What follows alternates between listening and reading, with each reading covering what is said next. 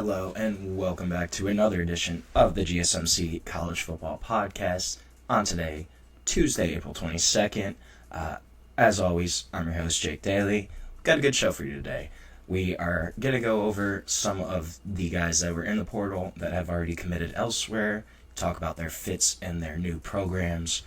Also going to do ranking the quarterback prospects in the 2025 NFL Draft, as that is coming up on Thursday. So going to go over some of the quarterbacks in the class, as well as we're going to talk a little bit about Auburn, the Tigers' upcoming season, and preview Texas as well. Make sure you stick around for my final segment when I'm going to do a little bit of a mini mock draft, probably go through picks 1 to 5, maybe 1 to 6. We'll see how much time I have, but that's probably what's going to happen. But before we get into all that, I just want to remind everyone that we love hearing from you. You are a huge part of this show. Whether it's a quick comment, thoughtful question, or just something that you have to share, you want to get out, and you want to throw it in the comment section, go for it. There's one really easy way to do that.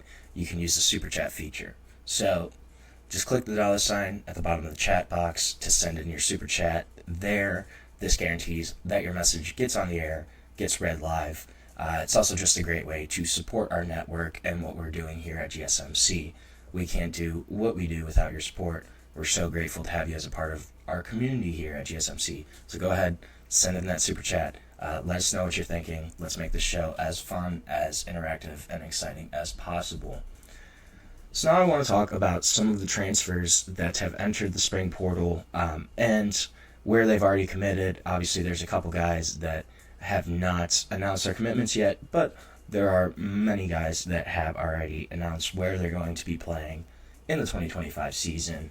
I think the most interesting one so far, obviously, besides Nico, we talked a little bit about Nico yesterday, is Joey Aguilar. And the quarterback trade, essentially, is now complete. Joey Aguilar going from Appalachian State to UCLA in the December portal. Obviously, with Nico going to UCLA this year, he entered the portal again, and he's going to replace Nico at Tennessee. Honestly, I really like this move a lot from both sides, Aguilar and Tennessee. Makes a lot of sense. Tennessee only had 2 quarterbacks in that room after Nico left, George McIntyre, Jake Merklinger. Neither of them have really played a lot either, so young and experienced room. Joey Aguilar is going to come in and be an established starter already. Not the best 2024 season, had 3,000 passing yards, 23 touchdowns, 14 picks. His completion percentage wasn't great. It was right around 55%. But 2023, he had a much better year. He had 3,700 passing yards that season, had 33 touchdowns, only had 10 interceptions, completed about 64% of his passes then. So if he's able to get back to that 2023 form, and with the offense in place at Tennessee, as well as just the caliber of talent across the board, obviously they're going to have more talent than Appalachian State or even UCLA. They're going to have more talent there. Joey Aguilar is going to be in a much better position to succeed. If he can get back to that 2023 level, Tennessee's going to be in a really solid spot here. And this is a guy that I think this move makes a lot of sense. Kind of fun that they basically got traded for each other, him and Nico. You don't really see that in college football, but I think that's a guy that's going to have a really successful year at Tennessee. Makes a lot of sense for that program. Really solid fit there. Another guy I was looking at was Jack Endries. Now, this is the tight end from Cal. He is now going to be a Texas Longhorn. Freshman All-American 2023, was really solid last year, 3rd in the ACC among tight ends, had 56 catches, 623 yards, 2 touchdowns. And that 56 catches was a team high, so the leading receiver at Cal. And he is going to go replace Gunnar Helm at Texas. Gunnar Helm, obviously, on to the NFL draft, and he really had a solid year for Texas. 60 catches, had almost 800 receiving yards, had 7 touchdowns, second team all SEC. So this is going to be a guy whose production is going to be really missed for Texas. But Jack Endries is going to come step in, hopefully fill that role. They really had a young tight end room besides Jack Endries. Without that addition, it was going to be a young, really inexperienced tight end room. So Jack Endries is going to come in, fill that role that Gunnar Helm filled, and this is a really good landing spot for him. One of the other stats from Jack Endries that I really liked was he has turned 55 catches into first downs over the past 2 years. That's second among all returning FBS tight ends in the country. And that's going to be a really solid security blanket, safety option for Arch Manning as he's coming into his first year as a starter. He's going to need guys that he can rely on, especially when his first or second read isn't there. That's when you look to your tight end. That's when you look to your running back. Jack Endries is going to be a really solid safety option for him. And I think that Texas is a really good landing spot there. It just makes a lot of sense. They needed to replace Gunnar Helm. This is going to be a guy that's going to step in and hopefully fill that void for the Longhorns. We're going to talk a little more about their season later, but wanted to preview him first. Julian Neal is another guy I think could be really solid. He's going from Fresno State to Arkansas this season. Cornerback, really physical cornerback. He's 6'2", 200. So impressive size and physicality for the position. Good instincts, pretty productive player at Fresno State. Only allowed 12 catches last year on 33 targets. Had 2 interceptions, 6 pass breakups as well, and 5 tackles for loss, which is a pretty solid stat for a cornerback, I think. The one thing he's going to need to do is prove that he can hang with smaller, quicker, more explosive receivers.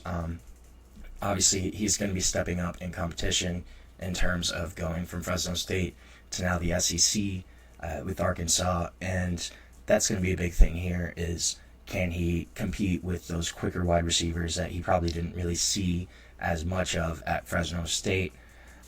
This is going to be another pretty solid fit, I think.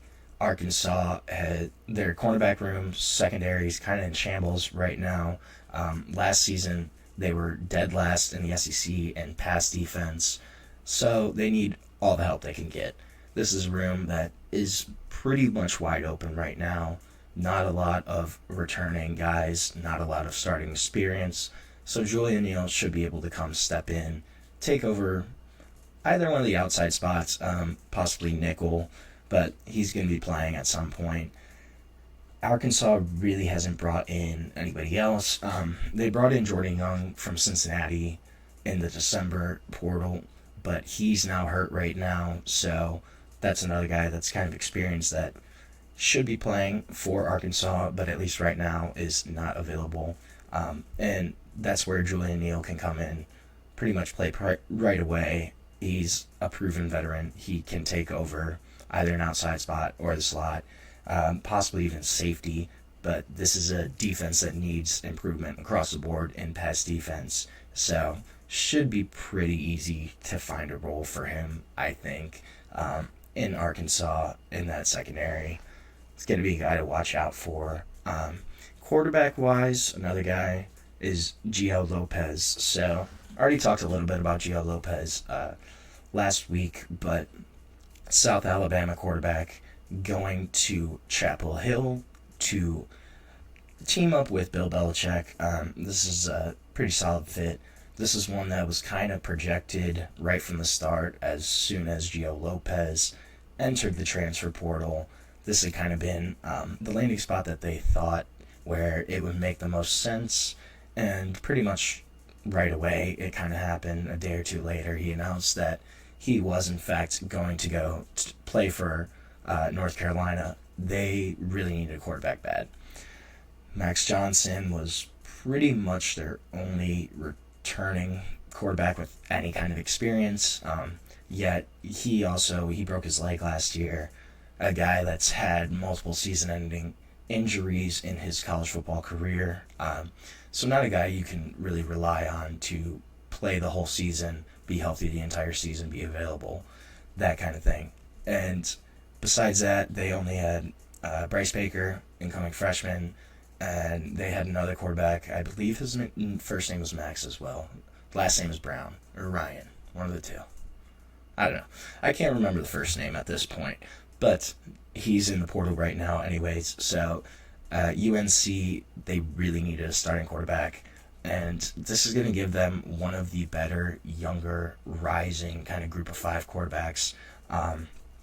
A little reminiscent of Dylan Gabriel in his play style. Just really crafty quarterback, savvy. I think he kind of plays quarterback like a point guard, just in terms of his distribution, how he kind of gets the ball around, spreads it around, his awareness. And he's very rhythmic guy. When he's in rhythm, he's going to be one of the better passers that you have watched. But if he kind of gets off kilter, off rhythm a little bit, that's where he kind of struggles. That's going to be the big thing for Gio Lopez, is just staying on track, staying on schedule, and just kind of letting everything flow. We're going to see, though, kind of how this shakes out. UNC, they've had a bunch of guys enter the portal. Didn't really have a strong year last year. But this could be a place where Gio Lopez maybe elevates their level of play a little bit.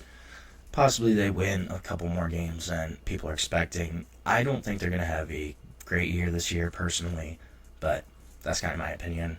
I don't know. I think year 2 might be more of Belichick's time to shine compared to this year. But one last guy that I'm looking at too is Demarion Thomas. He was a Vanderbilt D tackle. Just announced that he's transferring to Oklahoma State, going to go play for Mike Gundy in Stillwater. And this is a guy that's definitely going to get playing time for the Cowboys this season. Started all 13 games at Vanderbilt last year.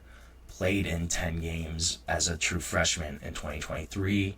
And this is also kind of a homecoming for him. He's from Oklahoma, originally from Tulsa. So coming back into the state, going to play for Oklahoma State. Then this was a team that needs a ton of help across the board. Oklahoma State has brought in like 30 transfers this year. Went 3-9 last year. They're really trying to overhaul from last season. Mike Gundy got rid of his coordinators, pretty much an entire new coaching staff, pretty much a brand new roster too. But this is going to be a guy that definitely is going to compete for playing time for Oklahoma State.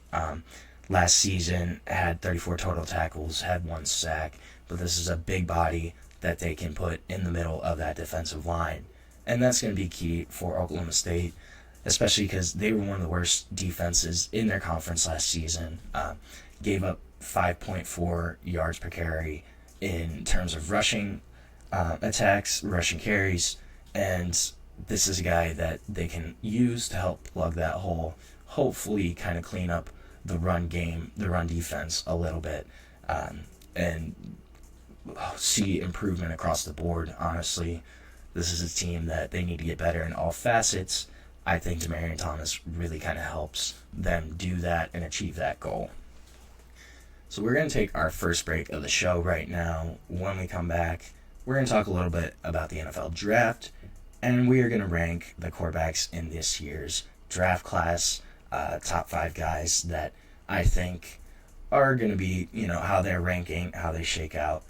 I don't love this draft quarterback class personally, but we're going to talk a little bit more about it after our break.